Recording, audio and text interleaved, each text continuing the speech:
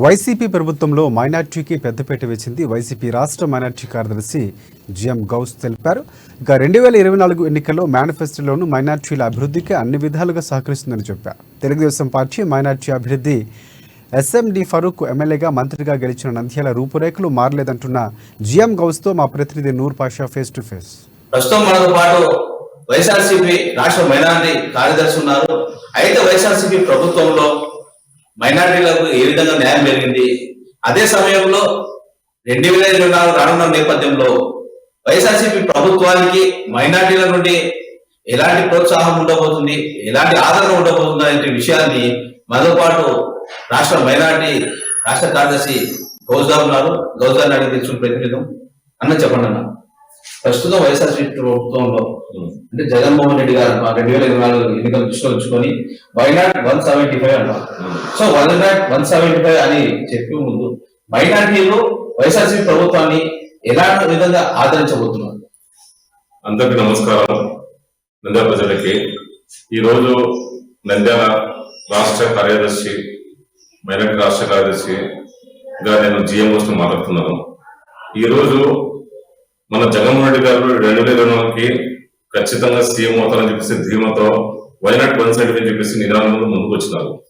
దానికి ఒకటే సమాధానం ఏమంటే కింద స్థాయి నుంచి బడుగు నుంచి కానీ పెద్ద స్థాయి వరకు అన్ని విధాల సంక్షేమ పథకాలు కానివ్వండి, లేకపోతే ఆయన ఇచ్చిన మాట కానివ్వండి, తూచా తప్పకుండా ఆయన ప్రజలకు తీసుకెళ్లి ఆయన చెప్పిన ఒకటే మాట ఏమంటే నేను పని చేస్తే నేను నిజంగా మీకు చెప్పిన మాట మీద నేను చేస్తే మాత్రం ఒకటి అని చెప్పేసి అంత ధైర్యంగా చెప్పే నాయకుడు నేను చూడలేదు. కాబట్టి ఆయన చేసిన సేవలు సచివాలయం కానివ్వండి, వాటర్ వ్యవస్థ కానివ్వండి, లేకుంటే ఈ రోజు నంద్యాలలో పరిసర ప్రాంతాలు చూస్తున్నారు, ఎంత డెవలప్మెంట్ చూస్తున్నారో, మెడికల్ కాలేజ్ కానివ్వండి, ఇవన్నీ అభివృద్ధి చూస్తుంటే ఒక్కసారి 5 సంవత్సరాలకు మాట ఇచ్చినందుకే కరోనా వచ్చిన తర్వాత మొత్తం దేశమంతా అప్లబుత్లం అయితే దానికి ఎదుర్కొని ధీటుగా పనిచేసి మన జగనన్న ప్రతి పథకాన్ని కూడా ఎక్కడ కూడా డబ్బు పరంగానే ఏ పరంగానే బడ్జెట్ పరంగా తగ్గకుండా దానికి అన్ని విధాలుగా చేసుకుంటూ పోతున్నాడు.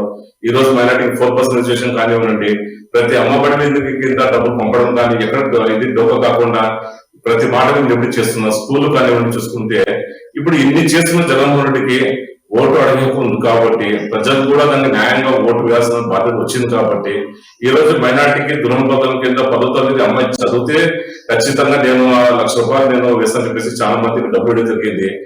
అంటే గత ప్రభుత్వానికి ఇప్పుడు వైఎస్ఆర్సీ ప్రభుత్వానికి మైనార్టీ పరంగా చూసుకుంటే ఏ ప్రభుత్వంలో ఎక్కువ మైనార్టీలకు లబ్ధి పొందిందంట? ఇప్పుడు గత ప్రభుత్వం చూసుకుంటే ఎక్కడ చూసినా కానీ మైనార్టీకి ఇచ్చింది ఎమ్మెల్యే పదవులు కానీ ఏమని 1, 2 అని చెప్పేసి ఎంచుకోవాల్సి వస్తుంది లాస్ట్కి. దానికి చంద్రబాబు అనే వ్యక్తి మైనార్టీ ముసుగులు పెట్టుకుని మైనార్టీ పేర్లు పెట్టుకుని కొంతమంది మౌన్వీలు పెట్టుకుని ముందులో చూపించి నేను మైనార్టీ సాయం చేస్తానని చెప్పిన పాపం కానీ చేసింది ఏం లేదు. కాబట్టి అందుకోసం చంద్రబాబు నాయుడు గారికి నమ్మడం అనేది మాత్రము ఉండదు. ఇంతకుముందు చేసిన ప్రభుత్వాల్లో ఆయన చేసిన డెవలప్మెంట్ ఎక్కడ నాకు కనపడలేదు. ఉత్తాది గ్రాఫిక్ పరంగా కానీ ఏది చూపించడం తప్ప కానీ మాత్రం ఇప్పుడు డెవలప్మెంట్ కాలేదు.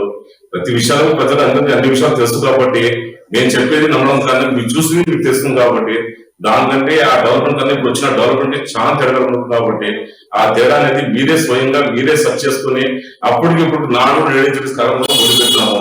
గడప కార్యక్రమం పోయినాం మనము. అట్టగైనా మేము పని చేయకపోతే గడప మనకు విమర్శలు వచ్చేవి. ఎక్కడ 70-80-90% మనకు విమర్శలు రాలేదు.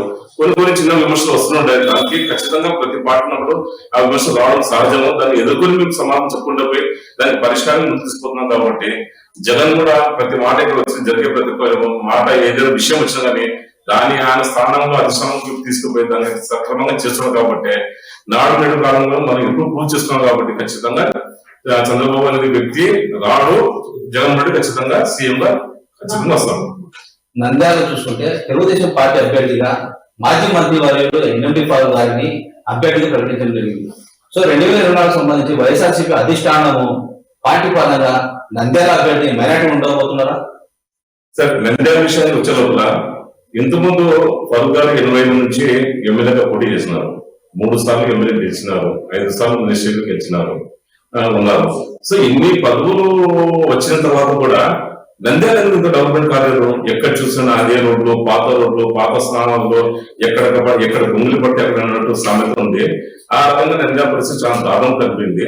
వచ్చిన 5 ఏళ్లలో జగన్మోహన్ రెడ్డి వచ్చిన 5 ఏళ్లలో నంద్యాల అనేది చాలా డెవలప్మెంట్ ఎక్కువ తీసుకుపోయినాము. మొన్న చూసుకుంటే మనము బుగ్గన రంగనారెడ్డి డోన్ నియోజకవర్గానికి ఒక్కసారి మినిస్టర్ పదవి ఇచ్చినందుకు ఆ డోన్ పరిస్థితిపై చూస్తే మేము మా కళ్ళు మాకే అర్థం కాదు, ఇంత డెవలప్మెంట్ వచ్చిందని చెప్పేసి మాకే ఆశ్చర్యపడుతున్నాము. సో ఇది వైఎస్ఆర్సీపీ రాష్ట్ర మైనారిటీ సెక్రటరీ గౌస్మద్దీన్ గారు చెప్పారు. అయితే గత ప్రభుత్వానికి నేటి ప్రభుత్వానికి చాలా పోలికలు ఉన్నాయని, అయితే గత ప్రభుత్వంలో జరగని అభివృద్ధి ఒక రాష్ట్ర పరంగా అయినా, ప్రస్తుతం నంద్యాల నియోజకవర్గ పరంగా అయినా గతంలో ఎన్నడూ జరగని అభివృద్ధి నేడు అభివృద్ధి కనపడతా ఉంది.